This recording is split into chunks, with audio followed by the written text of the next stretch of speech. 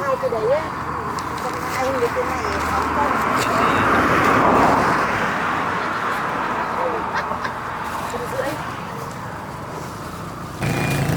Nhang nó về nó còn côn bị chị ra nước ngoài nó bán. Vô Mua nhiều nấu cao cân chưa? phiên giá. Được cân chưa? Được. Cân 2. Cân 3. Nào đi bên sáng. Quay hai cái cô xách ra lại đi cho chị.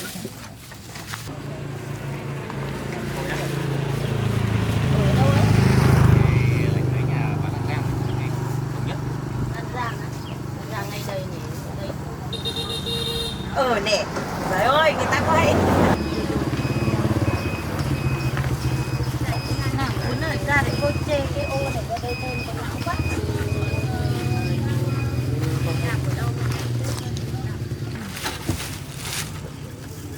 Người nhìn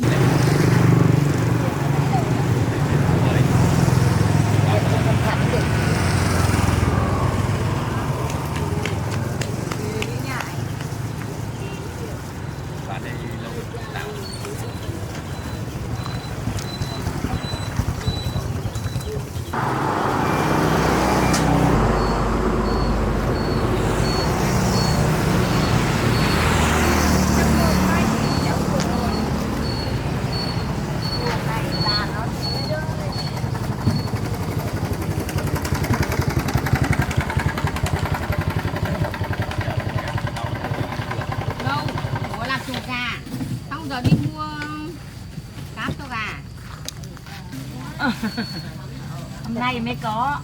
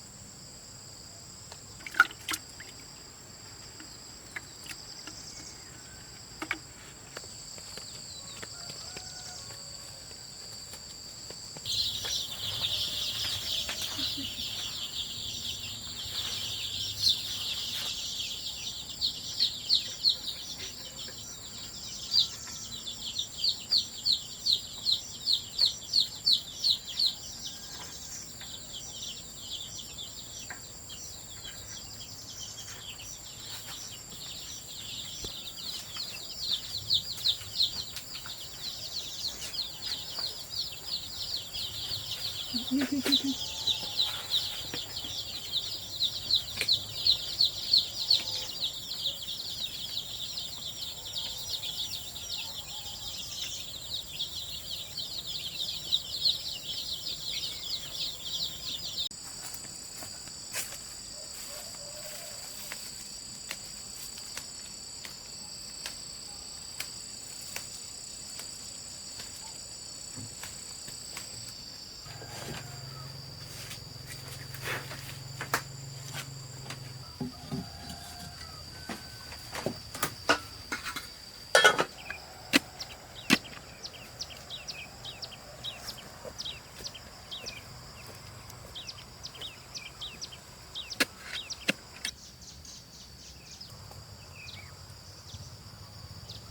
béo các bạn.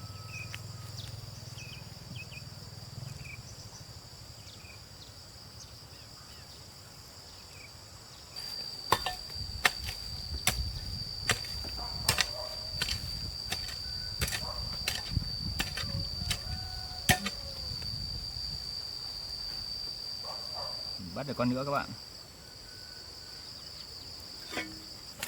Bắt được cơ số các bạn.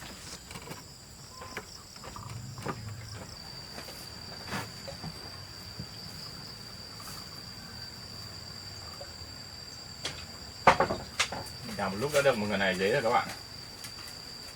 Nó chục con các bạn.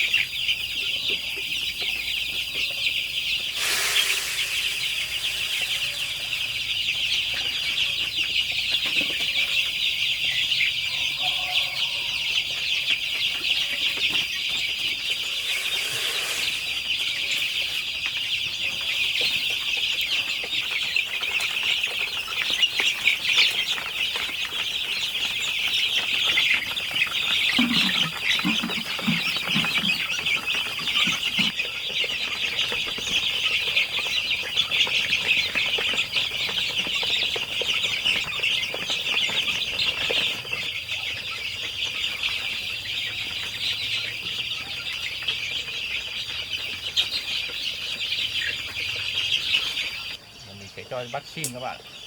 Đây là vaccine để tiêm côn trùng cho gà. Mình sẽ hòa vào nước để cho gà uống các bạn.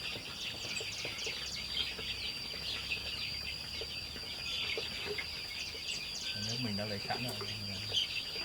Vậy cái này ra. Cho vào đây để hòa nước để uống các bạn.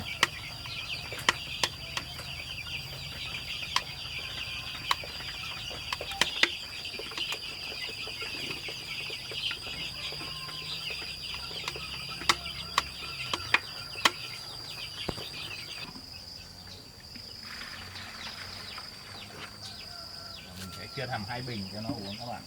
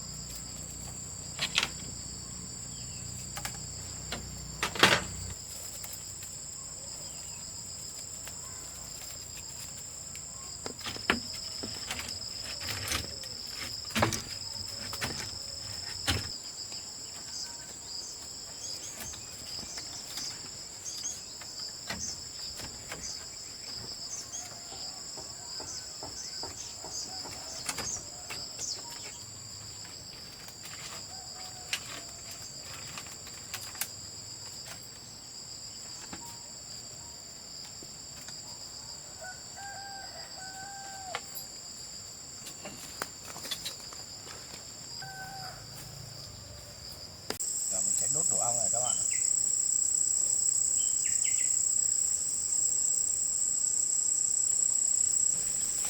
Nhẹ nhàng, đút vào nhanh đi.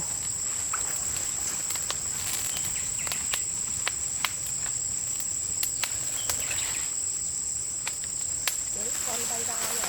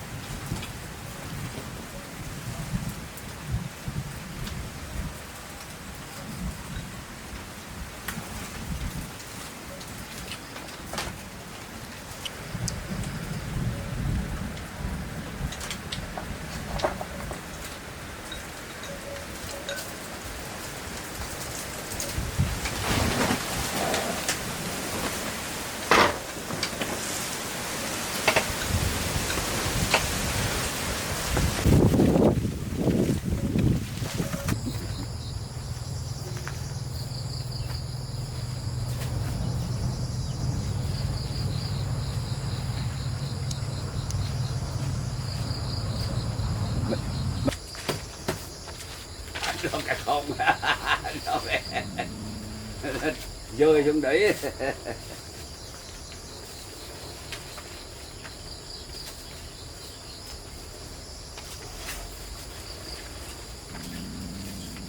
Dạ.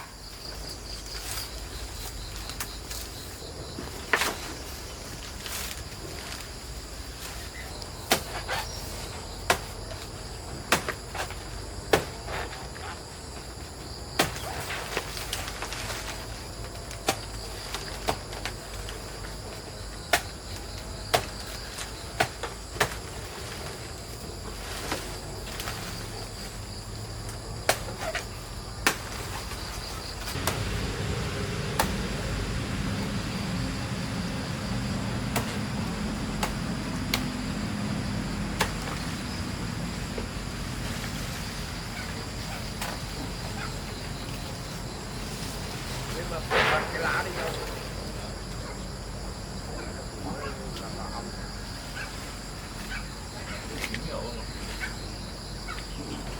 Chín nhiều mới được ăn.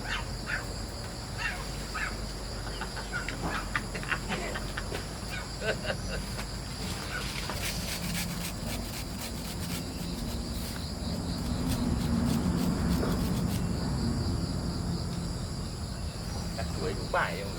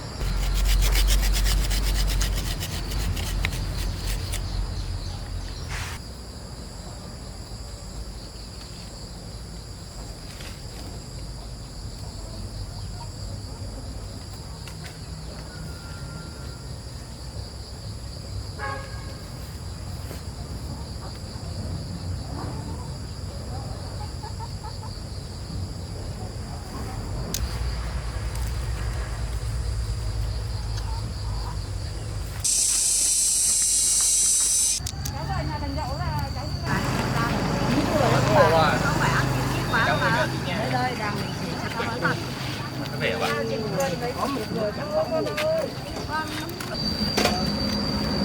Về đấy à? Không, em về nó trắng còn có 2-3 bụi.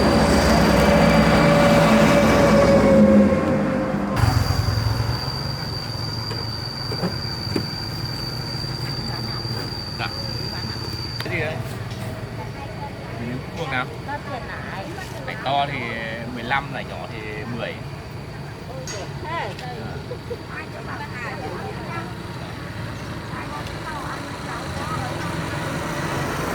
Cái này nào tí ơi? Kẹt đấy là. Đây đây. Ô, đã cưới tao đi ra.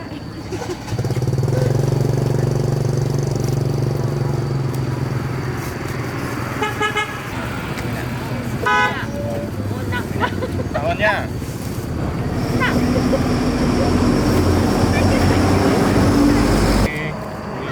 Năm ạ, này nhỏ 10. Cho bà con này này.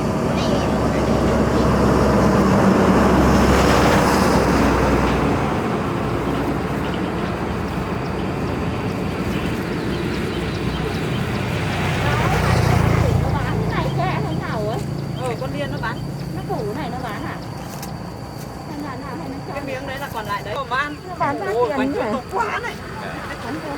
80. Bài nhá. 80.000 nhá. Một cân cái đấy. Cân cả.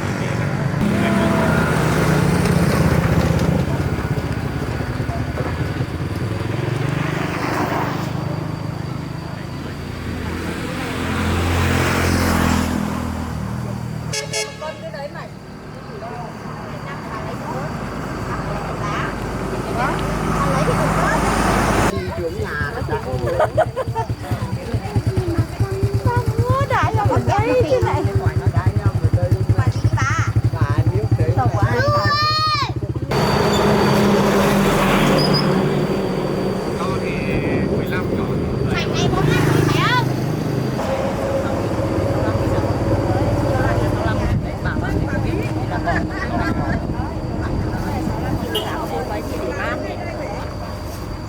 chẳng qua là bóc ra để thôi ai có cái này vào ra cái ngon đấy là tầm nào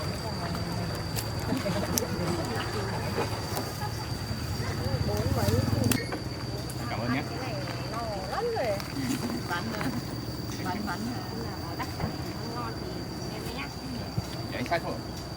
Cho ra xe.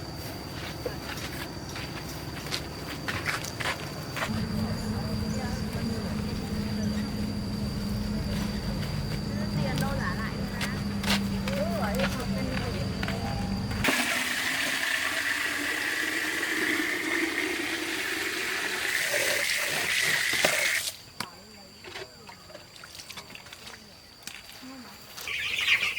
Cho điện thoại các bạn.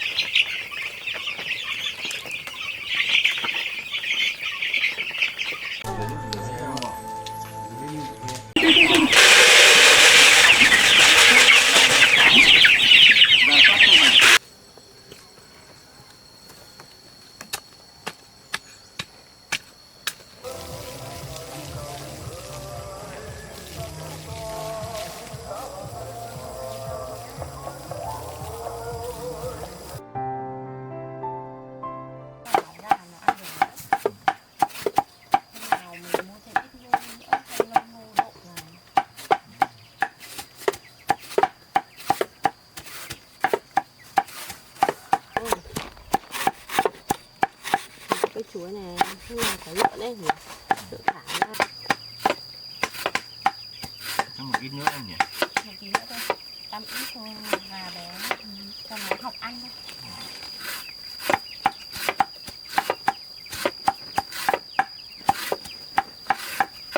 Đến đâu rồi em này? Đã ít cán. Một ít nữa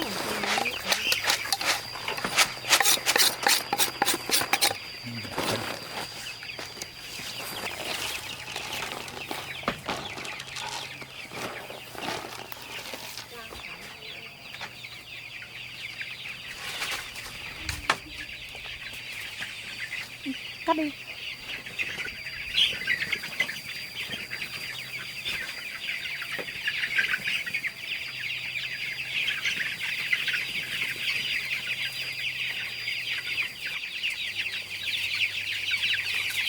Cho nó ra cho nó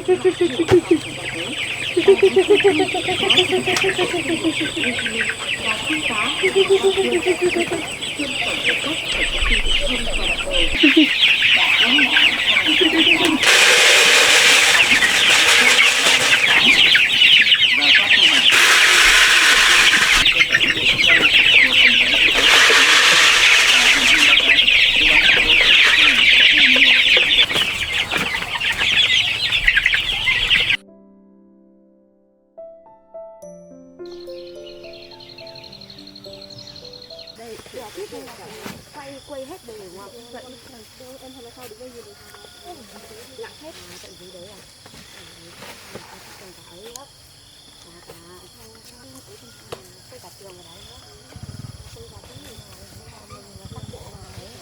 à quả này đây có quả rồi này.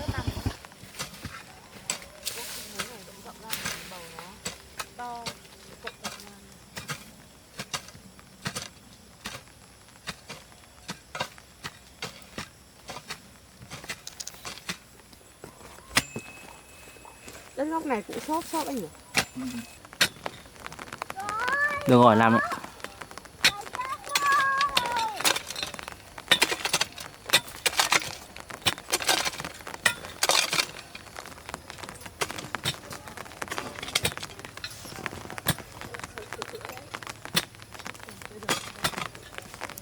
Bắt đầu em ạ. Cho ít phân này. Chồng của anh của chị.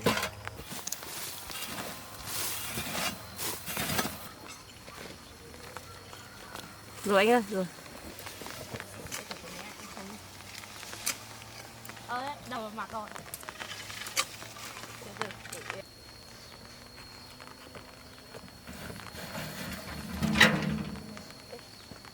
Quay.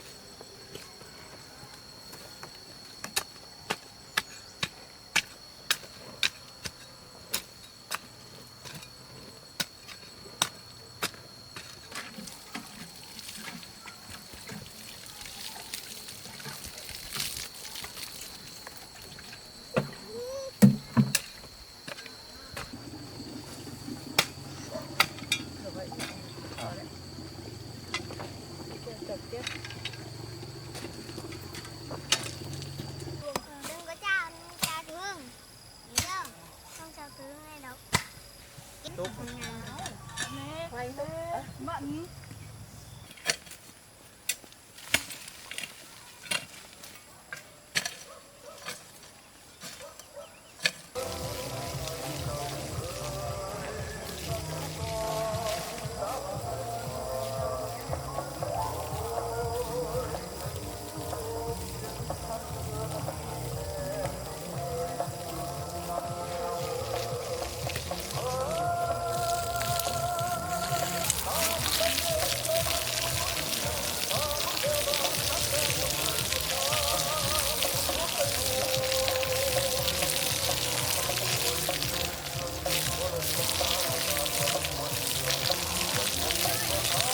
Thì đèn nó sờ đều vậy. Bây giờ là nếu mà ăn tần mưa dãi vậy? Em đã không nhận là mưa to rồi đấy.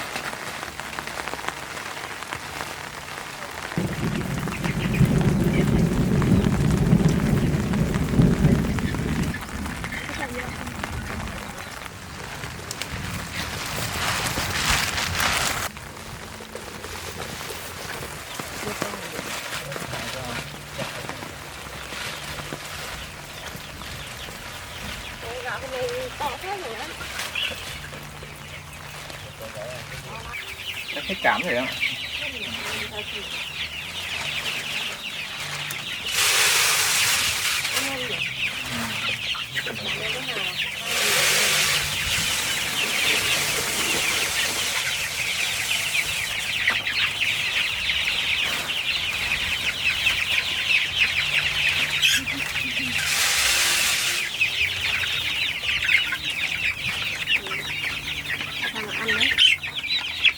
trống là trống màu đỏ rồi ấy nhỉ.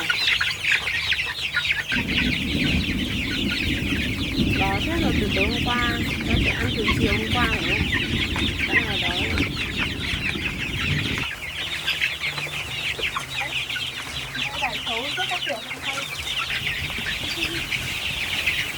em gắp sầu đi xong để em gắp ngang vào cho nó đỡ mùi, thế mà nó ấy nó không khá bệnh luôn.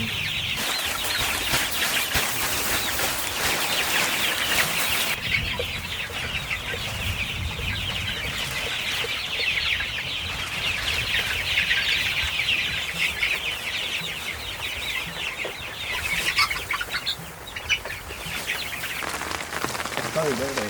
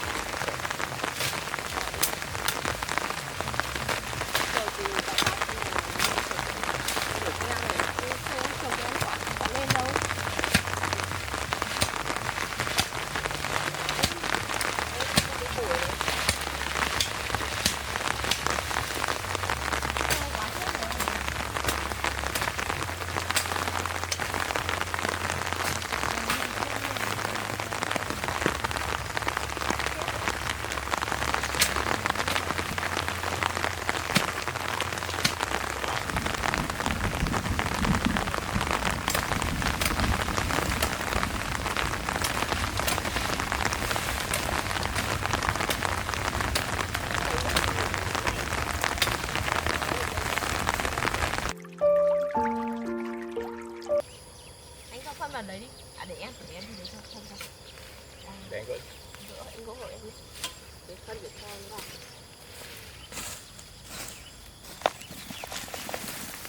Anh trộn lên xong cho một ít đất này.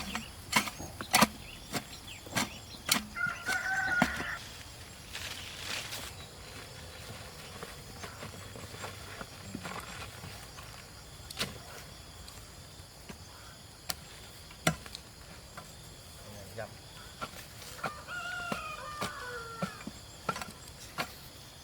Theo tinh thần, Bộ Tây tỉnh này đã tập luyện bám cơ sở, chủ động xây dựng thế trận an ninh dân vững chắc. To thế rồi, con này phải tầm 4 lạng, 5 lạng rồi ấy. Tổ quốc cũng phục vào phục vụ công tác chiến đấu, xây dựng lực lượng công an nhân dân. Tài sản của thủ tướng Fumaro bắt mặt nhà nước, trung tâm chỉ cả nước cùng với đối ngoại Việt Nam, với đại thực hiện chính trị và tuyên hòa đa dạng hóa quan hệ với các nước, cùng hòa bình hợp tác và phát triển.